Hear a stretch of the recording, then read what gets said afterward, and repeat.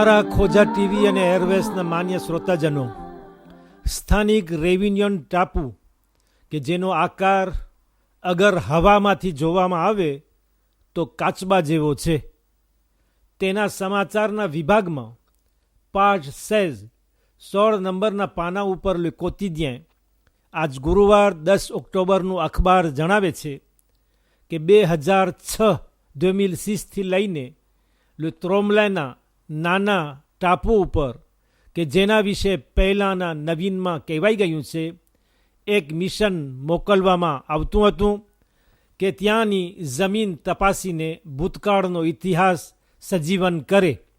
તેના પછી 2008, 2010 અને આ સાલમાં ચોથું મિશન ગયું હતું કે 18મી સદીના 250 વર્ષ પહેલાં 18e siècle 250 ans અગાઉ ત્યાં જે મલાગાસી ગુલામો આવ્યા હતા તેના બારામાં વધુ માહિતી મેળવવાની હતી, પરંતુ કોઈ નિશાની બાકી રહી હોય તેનો પત્તો લાગતો નથી. અને તેનું મૂળ કારણ એ છે કે ત્યાં 1954માં સ્ટેશન મેટેઓ હવામાન મોસમ તપાસવાનું સ્ટેશન સ્થાપના કરવામાં આવ્યું હતું. કદાચ તેના ખોદકામમાં આ નિશાનીઓ ગુમ થઈ ગઈ હોય. કેટલા મર્દો ઓરતો હતા, તેમની મોતનું શું કારણ હતું, બીમારીમાં, અકસ્માતમાં, અક્સિદામાં અથવા કોઈ હુમલો કે ચડાઈના કારણે તેઓની મોત નીપજ્યું, આ બધા સવાલો જવાબથી ખાલી રહી ગયા. શીશાના બનાવેલા ઠામ એટલે રેસિપિયન્ટ પ્લોં ની અંદર પાણીનો સંગ્રહ કરીને તેઓ પીતા હતા, તો તેનાથી સાત્યુર્નિસ્મ નામની એક બીમારી થઈ શકે છે. પ્લોં જેને શીશુ કહેવામાં આવે છે, તેનાથી એક જાતનો રોગ થાય છે કે જે જીવલેણ નીવડે છે, મોત લઈ આવે છે. તેના થકી તેઓ મરી ગયા છે કે કેમ એ કોણ એનો પત્તો લગાવે. ફક્ત 2 મૈયતના હાડકાઓ હાથ લાગ્યા, જેનાથી એમ માલુમ પડ્યું કે તે જવાનોની મૈયતો હતી. એક તનનરીવ હોપલાતોના કાંઠાનો માણસ લાગ્યો અને બીજો અલગ જગ્યાનો, એવું જાણવા મળ્યું. અગર બાજુમાં પડેલા જુર્નાલ દે લીલ છાપું એના ઉપર એક નજર નાખીએ તો પાજ 8 નંબરના પાના ઉપર લંડનના સમાચાર આપે છે કે કાર્લ ડેવિસ નામના કુટુંબીજનો વિદેશી પ્રધાનની office minister des Affaires étrangères ની બ્યુરો સામે વિરોધ પ્રદર્શન કર્યો હતો કે તે એક દરિયાઈ નાવિક મારે હતો કાર્લ ડેવિસ, અને નવેમ્બર 2011માં તેમની લાશ અહીં સેન્ડોની રેવિનિયનમાં મળી હતી, જેના વિશે કોઈ જાતની હવે માલુમાત નથી. અંગ્રેજ નાગરિક હતો, કેવી રીતે તેમનું ખૂન થયું, 33 વર્ષનો આ જવાન સૈનિક અને માસ્તર હતો, કોઈ જાતની ખબર મળતી નથી.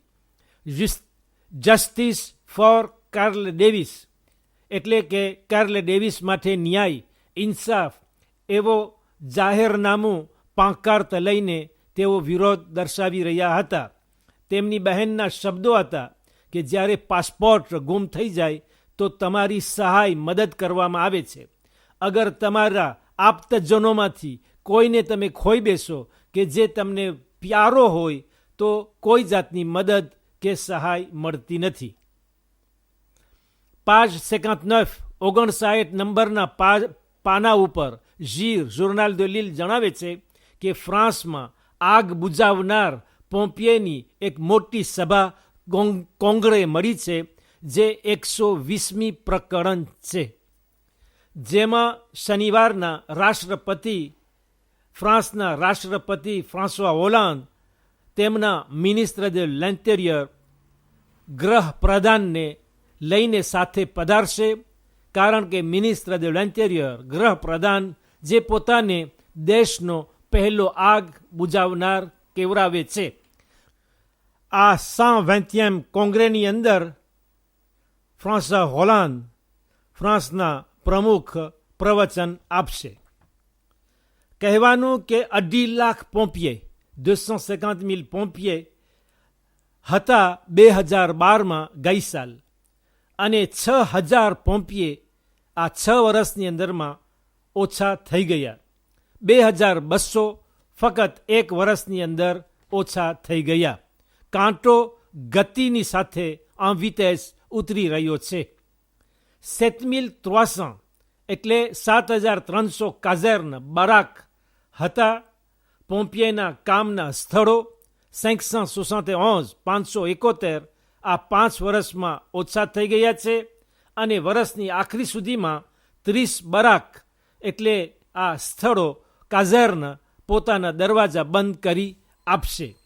પોમ્પિયે એલાર્મ બેલ ભયની ઘંટડી વગાડીને ચેતવણી આપે છે કે કટોકટીમાં સહાય મદદ કરવાની પદ્ધતિને આંચકો આવી રહ્યો છે. page 60 નંબરના પાના ઉપર જીર જોર્નાલ de Lille pre Nobel de chimie 12માં લખતા જણાવે છે કે એક અમેરિકન નેશનાલિટી રાખનાર ઓસ્ટ્રેલિયાનો વતની, ઉંમર 83 વર્ષની છે, એને અર્પણ કરવામાં આવ્યું. બીજો અંગ્રેજ ઉપરાંત અમેરિકન છે, તેની ઉંમર 66 વર્ષની છે. અને ત્રીજો પણ અમેરિકન છે, જાતનો યહૂદી, તેને આ પ્રી નોબેલ de chimie મળી છે, જે 72 વર્ષની ઉંમરનો છે. સેન્ટ્રાફ્રિક દેશમાં ધાર્મિક હિંસાનું ભૂત ભટકી રહ્યું છે. le spectre de violence religieuse plane. દેશમાં ધાર્મિક હિંસાનું ભૂત ભટકી રહ્યું છે એવો ટાઇટલ આપીને જોર્નાલ de Lille page 60 નંબરના પાના ઉપર જણાવી રહ્યું છે કે ત્યાં 50 માણસોને ઠંડા શ્વાસે મારી નાખવામાં આવ્યા છે કે જેઓ તેમના ઘરની અંદર હતા. ત્યાં ખાતે બહુ જ અથડામણો થઈ રહી છે. એક તરફ મુસલમાનો છે અને બીજી તરફ ક્રિશ્ચિયન લોકો છે કે જે વધુ ભાગ્યે ખેડૂતો છે, જેના વિશે ફ્રાન્સવા હોલાન્ડ, ફ્રાન્સના રાષ્ટ્રપતિએ ન્યુયોર્ક ખાતે જ્યારે યુનોની આસેમ્બલી જનરલ સભા મળી હતી, ત્યાં તેણે આ વિશે પોકાર્યું હતું. ફ્રાન્સનો મિનિસ્ટર des Affaires étrangères, વિદેશી પ્રધાન લોરાં ફાબ્યુસ ત્યાં સેન્ટ્રાફ્રિક ખાતે આ રવિવારના દિમાશના પધારશે. page 61 ઉપર 61 નંબરના પાના ઉપર જોર્નાલ de Lille, હજી એ જ છાપું આપણા હાથમાં છે, એના જ પાનાઓ આપણે ઉથલાવી રહ્યા છે. તેને હવે જોઈએ કે હજના બારામાં શું કહે છે. આખા પાના ઉપર હજ વિશે લખે છે, ફોટા અને ચિત્રો સહિત, કે આરબી સેઉદીત આ સાલ 2 મિલિયન હાજીઓ પોતાની જમીન ઉપર આશરો આપશે. દર સાલ કરતાં આ વર્ષે સંખ્યા ઓછી કરવામાં આવી છે, જેના મુખ્ય 2 કારણો છે. એક કોરોના વાયરસની બીમારી ત્યાં ઘર કરી રહી છે, અને બીજું કે તે પવિત્ર સ્થળોને વિસ્તારવામાં આવી રહ્યા છે. ગયા વર્ષે 2012માં 3 મિલિયન અને 2 લાખ હાજીઓ આવ્યા હતા, જેમાંથી 1,75,000 2 મિલિયનથી ઓછા લોકો 190 દેશો 190 પેઈથી આવી રહ્યા હતા. બાકીના ત્યાંના આસપાસના હતા. 13 થી 18 ઓક્ટોબર સુધી, એટલે 13 તારીખથી 18 ઓક્ટોબર સુધી આ ક્રિયા રહેશે, અને 14 ઓક્ટોબરના 14 ઓક્ટોબરના અરાફાતના મેદાનમાં પસાર થશે. 15 ઓક્ટોબર એટલે 15 ઓક્ટોબરના ઈદ અલ અઝહા મનાવવામાં આવશે, એવું તે જણાવે છે. આ સાલ અરબી સેઉદીની સરકાર બહારથી આવતા હાજીઓમાં 20% કાપ મૂક્યો છે, અને અંદરના હાજીઓમાં એટલે દેશના અને આજુબાજુના 50% કાપ રાખ્યો છે. સરકાર 25 ઓપિતો 25 હોસ્પિટલો અને સેંકડો centres médicaux અને 5,250 લી 5,250 ખાટલાઓની સગવડ કરી છે. કોરોના વાયરસ દુનિયામાં 58 મોર 58 માણસોને મારી નાખી છે, જેમાંથી 49 માણસો ફક્ત અરબસ્તાનમાં પોતાની જાન ગુમાવી છે. મસ્જિદુલ હરામનું વિસ્તરણ 400,000 મીટર કારે 4 લાખ મીટર કારે સુધી પહોંચશે, જેમાં 2,200,000 2 મિલિયનથી અને 2 લાખ એટલે 2 મિલિયન અને 2 લાખ સુધી હાજીઓ ત્યાં નમાઝીઓ એક જ વખતમાં સમાઈ શકશે, જ્યારે કે પહેલાં 1.5 મિલિયન 1,500,000 સમાઈ શકતા હતા. દરેક મુસલમાન દેશને 1 મિલિયન વસ્તી દીઠ 1000 હાજીની પરવાનગી હોય છે, એટલે કે 1 પર મિલ. ઇન્ડોનેશિયા ઇસ્લામી સૌથી મોટું દેશ છે, ત્યાં પણ 211 મિલ 2,11,000માંથી 168,400 1,68,400 હાજીઓ સુધી કાંટો લઈ આવવામાં આવ્યો. આ વિસ્તરણ કામકાજ 2015 સુધી રહેશે. સરકાર માંગણી કરે છે કે નાક અને મોઢાને ઢાંકવા માટેનો બુરખો માસ્કનો ઉપયોગ કરવામાં આવે, જે રેકોમાંડે છે, જેની ભલામણ કરવામાં આવે છે. બાંગ્લાદેશ દુનિયાનો દુઝિયમ એક્સપોર્ટાteur છે, એટલે કે બીજા નંબરે ઉતરે છે, કે જે દુનિયામાં કપડાનો માલ મોકલી અને વેચી રહ્યો છે. અને માર્કવાળા કપડાં વધુ ભાગ્યે ત્યાં બને છે. કાપડ ક્ષેત્ર સેક્ટર ટેક્સટિલ 4,500 યુઝિન, 4,500 4,500 કારખાનાઓ ત્યાં મૌજૂદ છે. અને 80% એક્સપોર્ટેશન બહાર દેશ મોકલવામાં આવતો માલ 27 મિલિયાર્ડ $27 સુધી પહોંચે છે. પરંતુ ત્યાં કામને લગતી શરતો આંતરરાષ્ટ્રીય કાનૂનો મુતાબિક વધુ પ્રમાણમાં નથી. કન્ડિશનો બહુ ખરાબ છે અને આગ ત્યાં આળસ કરતી નથી. 3 મિલિયન નોકરો મજૂરો 3 મિલિયન નોકરો મજૂરોને ફક્ત $38 અમેરિકન માસિક પગાર મળે છે, કે જે દુનિયાના સૌથી ઓછા પગાર આપનાર દેશોમાંથી આ એક દેશ છે. ગઈકાલ એક યુઝિનની અંદર એક જબરદસ્ત આગ લાગી, જેમાંથી 7 માણસો માર્યા ગયા.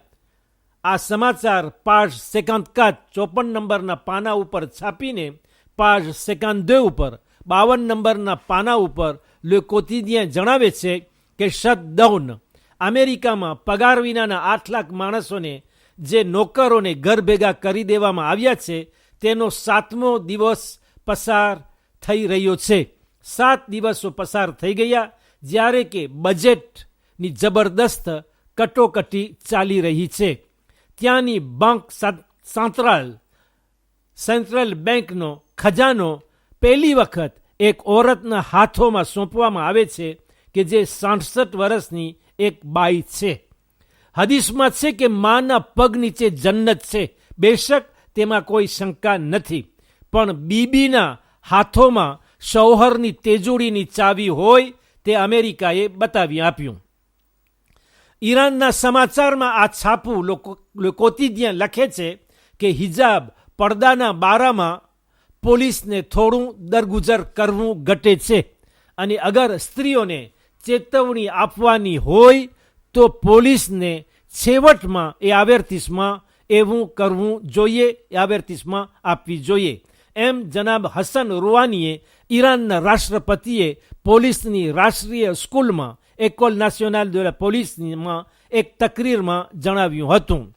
જૂન મહિનામાં ચૂંટાયા છે અને તેમનું વચન હતું કે આ બારામાં સિયાસતની દોડીને થોડી ઢીલી મૂકશે.